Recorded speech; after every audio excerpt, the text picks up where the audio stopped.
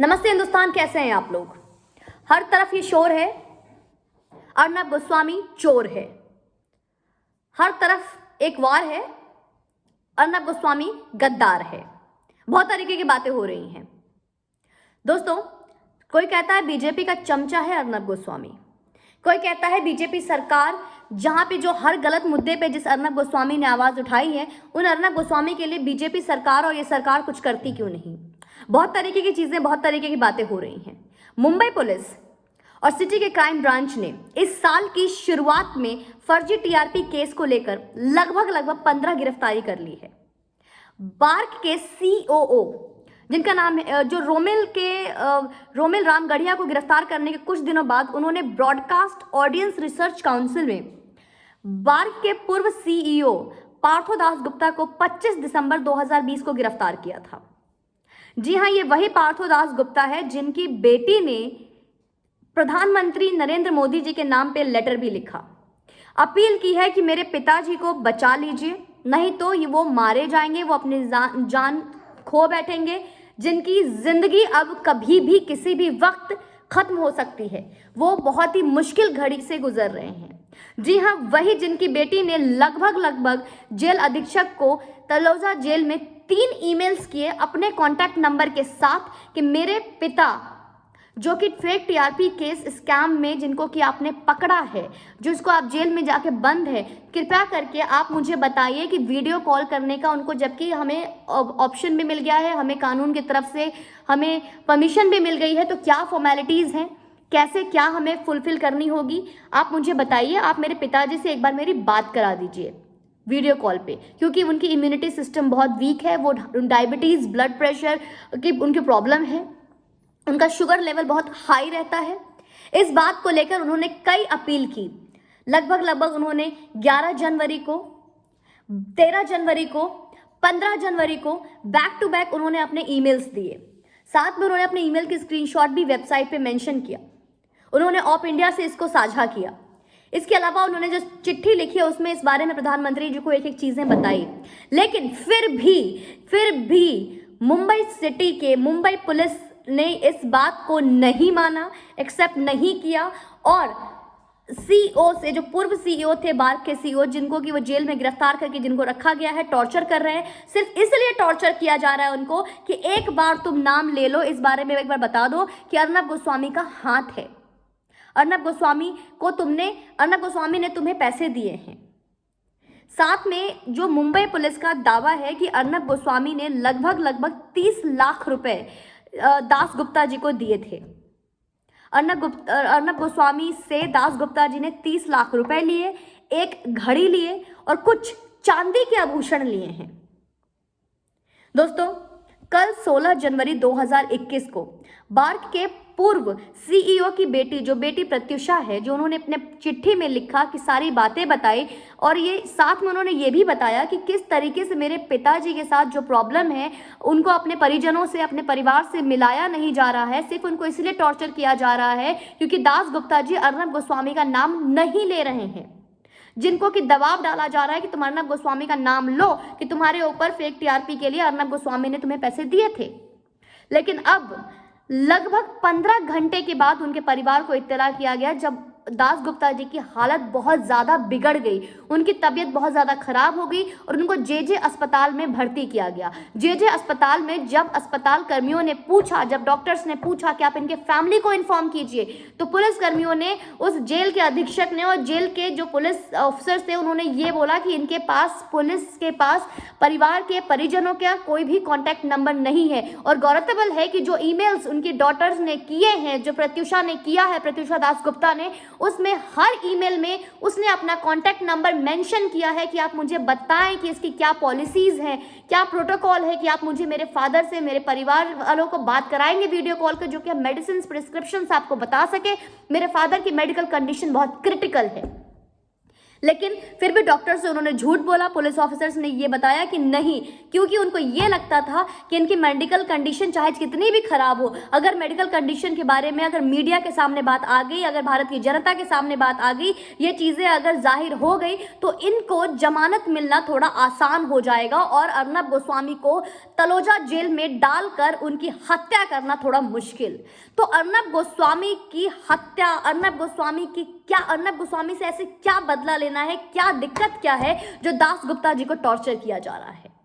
जो बार्क के पूर्व सीईओ मिस्टर दास गुप्ता है, उनको इसलिए टॉर्चर, और अभी वो जे अस्पताल में भर्ती हैं। उनकी डॉटर ने लेटर में साफ साफ लिखा है कि जो भी आपकी फॉर्मेलिटीज होंगी, जिस तरीके से आप एक कैदी के साथ जो आप सलूक करते हैं उसको फॉलो करते हुए भी आप प्लीज, सरकार को उन्होंने अपील की है कि हम अपने खर्चे पर एक अच्छे अस्पताल में अपने पिता का इलाज कराएं, आप प्लीज हमें परमिशन दीजिए। साथ में उन्होंने ये भी बताया कि जब वो जे अस्पताल पहुंची तो उनके पिता जो दास गुप्ता, जो बार्क के पूर्व सीईओ है, है, उनकी कंडीशन ये थी कि उनके शरीर पे ना एक तकिया दिया गया था उनको, ना एक चादर, ना एक कंबल। ऐसी कंडीशन आखिर क्यों? और उनके साथ इस तरीके से कुख्यात अपराधी की तरह क्यों आखिर सलूक किया जा रहा है? ये मुंबई सरकार, ये मुंबई पुलिस आखिर इस तरीके की बदसलूकी क्यों कर रही है? अर्नब गोस्वामी को सिर्फ और सिर्फ जेल में डालने के लिए, अर्नब गोस्वामी के ऊपर जहां एक एनडीटीवी का जो पूरा, जैसे मैंने आपको बताया, आपने मेरे पुराने वीडियोस देखे होंगे किस तरीके से मैंने एनडीटीवी और इंडिया टुडे की एक एक काले चिट्ठे आपके सामने डाले थे। एनडीटीवी रवीश कुमार एक्सपोज्ड का एक वीडियो है, आप जरूर देखें। और उसमें आपने देखे किस तरीके से मैंने आपको बताया कि एनडीटीवी रवीश कुमार से लेकर उसका जो स्टेक होल्डर्स है, उसके जो शेयर होल्डर्स है, जो चैनल के ओनर्स है, किस तरीके से बड़े घोटाले में सामने आए थे, उनका बड़ा से बड़ा घोटाला सामने आया था, किस तरीके से सेबी ने उनके ऊपर कई करोड़ का जुर्माना लगाया था। इतना सब कुछ साबित होने के बाद भी जब नाम इंडिया टुडे का सामने आ चुका था, फिर भी मुंबई पुलिस और मुंबई सरकार की कोई भी जिम्मेदारी नहीं बनती। क्या भारत सरकार की कोई भी जिम्मेदारी नहीं बनती कि इंडिया टुडे और एनडीटीवी जैसे चैनल के ऊपर कोई एक्शन ले? लेकिन एक वहीं पे एक राष्ट्रवादी पत्रकार की अभिव्यक्ति की आज़ादी का हनन इस तरीके से और इस हद तक हो रहा है कि उसका बदला और सिर्फ उसका नाम ले ले तो एक इंसान को इस तरीके से टॉर्चर किया जा रहा है कि उसकी इम्यूनिटी सिस्टम वीक है, डायबिटीज पेशेंट है, शुगर लेवल इतना ज़्यादा हाई है उसका जो मोर देन 500। इसके अलावा कोविड को लेकर कई चीज़ें हम देख रहे हैं कितनी ज़्यादा भयंकर और भयावह हो रही है। इस वक्त उनको एक ऐसे हॉस्पिटल में फेंक दिया गया और हॉस्पिटल में एडमिट कराने के बाद 15 घंटे बाद उनके परिवार को, उनके परिजनों को इत्तला किया गया। आखिर वजह क्या है और इसका जिम्मेदार कौन है? अगर आज मिस्टर दास गुप्ता अपनी जान खो बैठते हैं या उनके साथ भगवान न करे कुछ गलत होता है तो इसका जिम्मेदारी कौन लेगा? मुंबई पुलिस, महाराष्ट्र सरकार या भारत की सरकार? कौन होगा इसका जिम्मेदार? क्या इसकी जवाबदेही कौन लेगा? सिर्फ एक इंसान को आपको तलोजा जेल में डालना है, उसको एक ऐसे जेल में डालना है जहां पर ये बातें हो रही हैं दोस्तों कि वहां के गैंगस्टर्स को, वहां के अंदर जो अपराधी, जो कुख्यात गैंगस्टर्स हैं, उनको पैसे दिए जा रहे हैं, उनको भारी मात्रा में उनको इनकम दिया जा रहा है, उनको पैसे दिए जा रहे हैं सिर्फ इसलिए कि एक दिन जब अर्नब गोस्वामी जेल के अंदर आए तो उनको किसी भी तरीके से मार दिया जाए।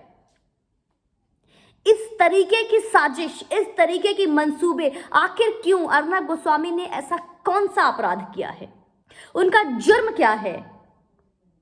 आखिर क्या वजह है? सिर्फ इसलिए कि उन्होंने सुशांत सिंह राजपूत के लिए न्याय मांगा, या सिर्फ इसलिए जब कंगना रनौत का ऑफिस टूटा तो उस पर उन्होंने आवाज उठाई, या सिर्फ इसलिए कि जो हाथरस हत्याकांड का जो एक केस था उसको एक्सपोज किया, या फिर इसलिए कि उन्होंने सोनिया एंटोनिया माइनो को एक्सपोज किया, या फिर इसलिए कि उन्होंने पूरे महाराष्ट्र सरकार से सवाल पूछा कि पालघर की जो साधुओं की जो हत्या हुई थी उसका जिम्मेदारी कौन लेता और पालघर के साधुओं का हत्यारे अभी तक आजाद क्यों घूम रहे? ये गलती थी उनकी, या ये गलती थी कि जो दिशा सालान जो हमारे भारत की बेटी है उनके लिए इंसाफ मांगा?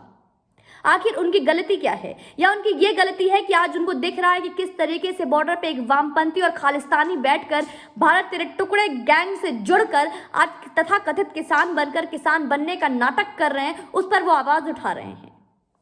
ये गलती है। तो क्या राष्ट्रवादी होना गुनाह हो गया है या हिंदू होना गुनाह हो गया है? और आज हमारी भारत की सरकार चुप्पी साध के बैठी हुई है, और वो सरकार जिसे बीजेपी का चमचा कहा जा रहा है अर्नब गोस्वामी को। किस तरीके से आप बीजेपी का चमचा कहते हैं अर्नब गोस्वामी को? क्या बीजेपी सरकार जो कि आज सत्ते में है, उनके पास इतना पावर है? हमारे अमित शाह जी जो हमारे माननीय होम मिनिस्टर हैं, क्या वो चाहते तो अर्नब गोस्वामी को इस मुसीबत से, इस संकट से बाहर नहीं निकाल सकते थे? तो क्या करती क्या हमारी सरकार उनके लिए, और क्या कर रही है उनकी सरकार? जो हमारी सरकार इस ये जिसको हमने आज वोट दिया है, जिसे हम अपना गार्जियन मानते हैं, being a citizen of India, ये हमारा डेमोक्रेटिक राइट है कि अगर हमने वोट दिया है, तुम्हारा पूछने का हक है कि we elected you, we selected you, आप हमारी सुरक्षा के लिए, हमारी सेफ्टी के लिए आप क्या कर रहे हो? आज अर्नब गोस्वामी अगर जेल में चले जाते हैं, और भगवान न करे तलोजा जेल में उनके साथ कुछ गलत होता है, तो उसका जिम्मेदार कौन होगा? 1 महीने 2 महीने या में भी उससे भी कम क्या होगा? हम धरना पे बैठेंगे, सरकार हाय हाय करेंगे, महाराष्ट्र सरकार हाय हाय करेंगे, उसके बाद सब अपने घर में चुप शांत। लेकिन वो राष्ट्रवादी पत्रकार जो वर्षों से कभी, जो आज तक हमें नहीं मिला था, जो आज है, उससे हम हाथ खो बैठेंगे। और इसका जिम्मेदार कौन है? और फिर भी उन्हें बोला जाता है कि आप बीजेपी के चमचा पत्रकार हो। किस तरीके से? विचार कीजिएगा, और इस पर आपका क्या कहना है मुझे कमेंट सेक्शन में जरूर बताइएगा। और दोस्तों, आई रिक्वेस्टिंग यू ऑल कि आप अपने घर में, मैं बार बार यही बोलूंगी, आपके पास ये हथियार है मोबाइल फोन, उसका इस्तेमाल करें, वीडियोस बनाएं, खुद मैसेज को ट्वीट करें, ज़्यादा से ज़्यादा शेयर करें, और इस मेरी वीडियोस को अपने भारत की बहन बेटियों के साथ शेयर करें, और उन्हें बताएं कि वो किसी से कमज़ोर नहीं है। जय हिंद।